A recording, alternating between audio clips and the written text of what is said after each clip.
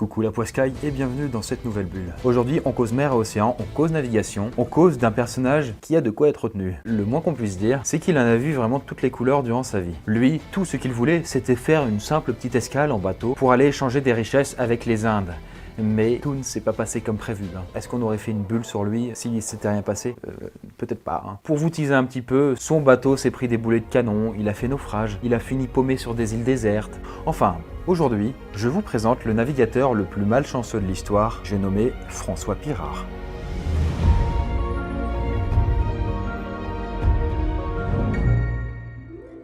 Vous en doutez, avec un nom comme François Pirard, on ne peut être que français. Et donc ce cher Pirard nous vient tout droit de Laval. Et c'est du port de Saint-Malo, que vous connaissez sans doute grâce à cette musique, qu'il va faire son grand départ pour les Indes. C'est alors en l'an 1601. Et au début, comme dans toutes les histoires qui vont mal tourner, eh bien ça commence bien. François s'engage dans la compagnie des marchands de Saint-Malo, Laval et Vitré, qui a financé alors deux bateaux. Yes. Le Corbin où François embarque et le Croissant, voilà, des noms typiquement français, on s'en serait douté. Et donc l'objectif de cette expédition est somme toute assez simple, faire du fric, du pognon, du flous, du blé. Et l'un des moyens à la mode pour s'en faire à l'époque est de partir aux Indes pour échanger des marchandises, faciles à trouver comme de la laine ou du bois, qui viennent donc de chez nous, contre toutes sortes d'épices qu'il n'y a pas en Europe. Et donc, comme le dit le proverbe, tout ce qui est rare est cher. Les deux navires partent donc côte à côte, au gré des vents, et oui, il n'y avait pas de moteur à l'époque, et surtout, j'ai envie de dire, au gré de la chance. Parce que les outils de navigation à l'époque ne sont pas aussi performants qu'aujourd'hui, et que la route des Indes n'est pas encore toute tracée. Et pour rappel, le premier qui avait fait le tour de l'Afrique était un certain Vasco de Gama, et c'était seulement 3 ans avant le départ donc de François Pirard. Les marins donc qui partaient à l'aventure savaient donc qu'ils ne reviendraient peut-être jamais, soit parce qu'ils mourraient sur la route, soit parce qu'ils ne retrouveraient jamais leur chemin. Mais tout ça, ça ne compte pas pour Pirard, qui a soif d'apprentissage et surtout d'aventure. Et ça, de l'aventure, on va lui en donner. Le Corbin et le Croissant passent au large des îles Canaries, puis des îles du Cap-Vert, avant de se diriger vers la Guinée. Voilà, regardez au niveau du chemin, ça fait ça quoi. Et en chemin, ils croisent des Hollandais. Très exactement 9. Voilà, 9 navires d'Hollandais. Et qui se sont mis de leur côté à vouloir rendre hommage à la flotte française. Et du coup, comment rend-on hommage quand on est en pleine mer? Eh ben on va pas sortir les petits gâteaux, le champagne et compagnie. Ça non. En mer, on tire des boulets de canon en l'air. Vous savez, un petit peu comme les soldats quand ils sont contents et qu'ils prennent leur fusil ou leur flingue et ils tirent en l'air. C'est le même principe. Et du coup, à l'approche des bateaux français, les Hollandais vont donc tous tirer leurs boulets, sauf que l'un d'entre eux va percer les voiles du Corbin par mégarde. Je parle d'un hommage. François et les autres sont donc pas hyper contents, on peut imaginer. Surtout quand ils apprennent que le canonnier, en fait, de ce malencontreux tir était complètement bourré. Les Français acceptent donc les plates excuses des Hollandais qui n'avaient pas fait exprès et reprennent leur route. Et entre nous, quand même, quelle idée de débarquer un si grand périple marin en mai. Parce que bientôt, Pirard et son équipage commencent à souffrir des affres de la chaleur. Les cabines deviennent étouffantes, la nourriture se met à tourner, les bougies et les chandelles en cire fondent. Enfin bref, c'est pas Jojo à bord quoi. Et sans compter les tempêtes de mer, les dépressions, le vent et toutes ces joyeusetés, clairement, ils n'ont rien pour eux. Et Pirard raconte même que ses vêtements imbibés d'eau, merci la pluie, était infesté par les vers. Un peu comme moi avec ma nourriture quand j'ouvre le frigo. Bon, ça n'a rien à voir. Mais il fallait bien se couvrir. Alors lui et ses hommes étaient régulièrement couverts de plaies. Dû aux vers sans doute, qui devaient dévorer un petit peu leur peau. L'ambiance était sympa à bord. Et en août, le Corbin et le Croissant passent enfin la ligne de l'équateur et décident de faire une pause sur l'île d'Annobon. Et à peine le pied posé sur la terre ferme que Pirard et ses hommes sont victimes d'une embuscade, puisqu'ils ignoraient que l'île était aux mains des Portugais. Et ces derniers se sont bien chargés de leur apprendre, avec 5 prisonniers et 1 mort dans les rangs de Pirard. Mais alors pourquoi tant de violence? Tout simplement parce qu'à l'époque, la France et le Portugal étaient ennemis. Et donc ce cher Pirard est resté 6 semaines sur place. Et allez savoir, peut-être est-ce le fait d'être parti dans la précipitation, ou bien le fait d'avoir une voile déchirée et un équipage affaibli, mais le fait est que les capitaines se gourent de route au moment de reprendre le chemin des Indes. Le Corbin et le Croissant se retrouvent donc obligés de faire un arrêt sur l'île de Sainte-Hélène. Et clairement, l'île de Sainte-Hélène, elle est là, elle est vraiment au milieu de l'Atlantique Sud, donc ils sont pas censés être là quoi. Une île qui d'ailleurs sera la prison de Napoléon Bonaparte, dans laquelle il finira donc en exil. Et le fait donc de s'être planté de route, mais pas sans conséquence, vacances. Faut bien le signaler, puisqu'on estime que ce détour leur a rallongé de 2 mois la durée de leur voyage. Ce qui n'est pas forcément une bonne chose, vous pourrez vous en douter, notamment dû au fait que la quasi-totalité de l'équipage est dévorée par le scorbut, une maladie hélas assez fréquente à l'époque, due à une carence en vitamine C. Ouais, faut manger des carottes les gars et les filles, il y a plein de vitamine C dedans, enfin je crois. Et donc les principaux symptômes de cette petite chose sont des saignements et des dents qui tombent. Donc l'idéal aurait quand même été d'en finir avec ce périple et de rentrer, si vous voyez ce que je veux dire. Et c'est le capitaine du Croissant qui choisit de définir le prochain itinéraire. Et pour rattraper leur retard, il souhaite passer en dehors de l'île de Madagascar. Mais son pilote se plante, décidément, et emmène le Croissant, suivi du Corbin, vers les côtes de Natal, c'est-à-dire une province d'Afrique du Sud. Ce qui les jette donc dans une terrible tempête qu'ils subissent durant 4 jours assez longs et on peut imaginer un peu éprouvants. Les flots séparent les 2 vaisseaux et depuis le mât du Corbin, Pirard croit discerner le mât du Croissant disparaître sous les eaux. Il conseilla donc, une fois sorti de cette tempête, de jeter l'ancre dans la baie de Saint-Augustin à Madagascar, dans laquelle donc ils ont dû aller au final à cause de toutes ces circonstances peu aggravante, alors qu'ils ne voulaient pas aller à Madagascar, je vous rappelle. Et le lendemain, ils sont rejoints par un bateau, et d'ailleurs qui tenait un peu plus de l'épave que du véritable navire. Et alors, comble de l'étonnement, il s'agit du Croissant. Mais son équipage est encore plus mal au point, ce qui oblige définitivement toute expédition à faire une halte pendant plusieurs mois. Décidément, ils vont jamais réussir quoi. Et malgré l'aide des locaux, ce n'est pas moins de 41 marins qui décèdent de maladie ou de fatigue. François se bat de son côté avec le scorbut et c'est encore affaibli qu'il reprend la route avec les autres. On est alors en juillet 1602. Le voyage a commencé depuis maintenant 1 an et la route est encore longue. 15 jours après leur départ de Madagascar, le Corbin et le Croissant sont déjà contraints de jeter à nouveau l'ancre devant les îles de Comores, les malades étant encore trop nombreux. Et donc bon, l'air frais revigore un peu les plus faibles, puis on se remet en route vers les Indes. Tenace, c'est un doux euphémisme. Mais je sais pas si vous situez les îles des Comores. C'est entre Madagascar et l'Afrique. Autrement dire, c'est vraiment un petit patelin, une petite île quoi. Et donc pour ainsi dire, la dernière ligne droite avant les Indes. Ce serait con de renoncer maintenant quoi. Même si certes, cette dernière ligne droite représente quand même 4000 km, c'est 4 fois la hauteur de la France. Et ça, c'était sans compter les bêtises du capitaine du Croissant. Puisque, au bout de 3 mois de route, il est persuadé de voir au loin les îles de Diego de Rey, que les bateaux peuvent donc accoster. Or, grave erreur, ce sont juste les îles des Maldives, que les bateaux ne peuvent pas accoster. Voilà, dû à la profondeur insuffisante. C'est un peu des hauts fonds, quoi. C'est-à-dire que le bateau, il va essayer d'avancer, mais c'est comme avancer sur du sable. Et, sourd à l'inquiétude de ces hommes, il se dirige droit devant les Maldives. Et en pleine nuit, bien sûr, sinon c'est pas drôle. Et là, je vous le donne en mille, c'est le drame. Le Corbin heurte le fond de la mer et commence à se renverser sur le flanc.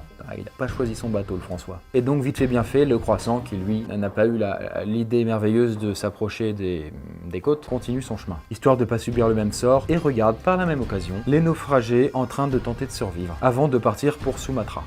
Comprenant donc qu'ils étaient dorénavant seuls, les naufragés, dont François donc, décidèrent de construire une barque de fortune. Mais au moment de la mettre à l'eau, ils se rendent compte qu'elle est bloquée par les bancs, c'est-à-dire les amas de sable ou de vases au fond de la mer. Et alors qu'ils pensaient définitivement leur heure venue, une barque étrangère s'approche du Corbin naufragé. Ce sont les habitants des Maldives. Nos Français sont donc sauvés et dispatchés aux 4 coins des îles Maldives. Notre cher Pirard, lui, fut conduit sur l'île de Saint-Pondoué, où il enterra ce qu'il avait d'argent. Et les indigènes qui avaient sa charge l'accueillirent et le nourrirent gratuitement les premiers temps. Jusqu'à ce que, manque de bol, ils tombèrent sur sa thune, qu'il avait planquée. Pas assez bien, apparemment. Ils comprirent alors que Pirard n'avait pas été très honnête avec eux, et ils le jetèrent dehors. Alors, pour survivre, notre pauvre Pirard dut se nourrir de limaçons de mer, ou de poissons morts qu'il trouvait sur les plages, comme il le raconte lui-même dans son ouvrage. Mais il ne se contente pas de crever sur le sable. Il s'accroche, Pirard, il veut voir les Indes. Et on le comprend, un peu. Il décide donc d'être attentif à la manière de s'exprimer des insulaires, pour tenter d'apprendre leur langue. Et ce qu'il réussit à faire, puisque quelques mois plus tard, il est dans les palais du seigneur de Pondoué, à jouer de courbettes et de flatteries pour gagner son amitié. Mais, alors qu'il touchait au but, un officier de la cour du roi des Maldives vint retirer du Corbin ce qui lui restait de richesse. Mais constatant que le bateau était vide, il conclut que les voleurs étaient les Maldiviens et il les fit punir pour leur fraude. Et c'est ainsi que l'officier tomba sur François, qui lui promit de son côté immédiatement allégeance. Flatté, l'officier accepta donc de l'emmener auprès du roi, à Malais donc, et François fit à nouveau les courbettes pour obtenir les faveurs du monarque. Chose dont il s'acquitta à merveille. François, on peut le dire, s'intègre parfaitement à la cour. Il parle très bien la langue locale d'ailleurs, et ce ne sont pas les courtisanes qui lui manquent. Hélas, pour ce pauvre bougre, il est pris par la malaria et reste 2 mois entre la vie et la mort. Mais mettons à profit sa faiblesse, il tente de susciter la pitié auprès du roi de Malais, voilà, on n'a rien à perdre, et il lui demande d'amener ses amis naufragés auprès de lui. Les anciens amis naufragés, qui s'étaient échoués sur les Maldives, donc, requêtent donc que le roi accepta, et c'est ainsi que 8 hommes furent conduits auprès donc de François. Oui, seulement 8. François apprit que les autres étaient morts. Mais à peine admis à Malais que 5 des hommes sur les 8 tentent de fuir pour retrouver la France. Le roi pense alors donc que c'est François Pirard qui a tout manigancé et il lui coupe les vivres. Et notre cher ami, en dépit de sa maladie, recommence donc à faire des courbettes pour regagner la confiance du roi. Et les années passent et finalement, monsieur Pirard, ce cher François, reprend ses anciennes positions et accumule doucement des richesses et vit mine de rien 5 années à la cour de Malais. Et un beau jour, parce que la chance durable n'est pas vraiment le fort de François Pirard, les pirates du Bengale débarquent dans Malais. Pirard est alors embarqué et emmené de force auprès du chef des pirates. Et devinez alors ce qu'il fait des courbettes, il fait des compliments, et du coup, ça marche. Le chef des pirates le prend sous son aile, et il le présente même à son gouverneur, qui se met lui aussi à l'adorer également. Et puisque point trop de chance ne faut, en passant par Calicut, qui est une ville d'Inde donc, Pirard et ses amis pirates se font arrêter par les Portugais, pas très contents de voir un Français sur leur territoire. Ils décident alors de les faire tuer et de les enfermer dans une sorte de puits, mais Pirard parvient à faire parvenir une lettre, pleine de compliments évidemment, à l'officier portugais en chef, qui fut séduit et qui leur accorda la liberté. C'est quand même sympa, il a du talent, Mais petit souci, être traîné dans les puits, ça ne lui a pas vraiment réussi à notre cher François Pirard. Et il est amené à moitié mourant à l'hôpital de Goa, un état donc au sud-ouest des Indes. Et c'est ainsi qu'il perd de vue les pirates. Mais ça ne lui fait ni chaud ni froid puisqu'il trouve d'autres copains à se faire. Et cette fois-ci, ils font partie de la milice portugaise que François servira 2 ans, une fois sorti de l'hôpital. Et finalement, en 1609, un ordre royal est proclamé en Inde. Les Français, les Anglais et les Hollandais n'ont plus le droit de séjour. Ils sont donc contraints, bon gré mal gré, de retourner chez eux. Dépêchez-vous s'il vous plaît. Au miracle pour François qui attendait ça depuis 8 ans maintenant. Et il obtient de manière plus ou moins discutable une énième faveur de la part des autorités locales, desquelles il était bien vu. Récupérer de l'argent et des vivres. Puis c'est le grand départ avec quelques 250 autres personnes. Et vous vous en serez douté, la petite dose de malchance là-dedans est plus ou moins inévitable. L'équipage affronte une tempête au large du cap de Bonne-Espérance, une mutinerie, l'équipage se rebelle quoi, une dérive des vents vers l'ouest, et encore un naufrage. Et là, vous ne devinerez jamais où, au Brésil. Oui, bien sûr, putain oui, avec Pirard on fait du voyage. Quand on parlait de dérive là, on rigolait pas. Encore une fois, Pirard réussit à faire partie des survivants, alors qu'à ce moment-là, il ne se compte plus que sur les doigts d'une seule main. Même une main amputée, même j'aurais envie de dire. Et il devient alors grand ami avec un riche portugais, ancien vice-roi, qui lui confie la gestion de ses esclaves. Oui, à l'époque, les esclaves, c'était courant. Et c'est dans ce climat brésilien plutôt aisé que Pirard réussit à tisser des liens avec des personnalités importantes et à obtenir d'embarquer au mois d'octobre 1610 pour la France. Bon, je vous passe le fait que pendant son retour, son bateau a failli couler et on se retrouve avec Pirard 3 mois plus tard sur les îles de Bayona au Portugal où il obtient alors les faveurs d'un capitaine, bon, ça ne surprendra plus personne, qui le prend à bord de son bateau gratuitement pour l'emmener jusqu'à Niort, une ville à 300 km de son bled natal qui est donc naval. On aurait parlé au début. Et la fin du trajet, elle, se termine en quelques jours de cheval où Pirard réussit enfin à rentrer chez lui. Voilà pour cette petite histoire de François Pirard. Qu'est-ce que vous en avez pensé? Est-ce qu'il est plutôt chanceux d'avoir réalisé ce presque tour du monde et de s'en être toujours sorti? Est-il d'ailleurs malchanceux ou peut-être chanceux? C'est vrai que subir 2 naufrages, être retenu 5 fois en captivité et contracter plusieurs maladies mortelles, c'est pas forcément le pied. Mais en même temps, il aurait pu mourir tellement de fois qu'on pourrait dire qu'il a de la chance aussi. N'hésitez pas à donner votre avis en commentaire, à vous abonner à la chaîne si vous voulez pas louper les autres vidéos. Toujours bon à savoir comme ça. Et puis, j'ai envie de vous dire, à la revoyure les barracudas. Ciao.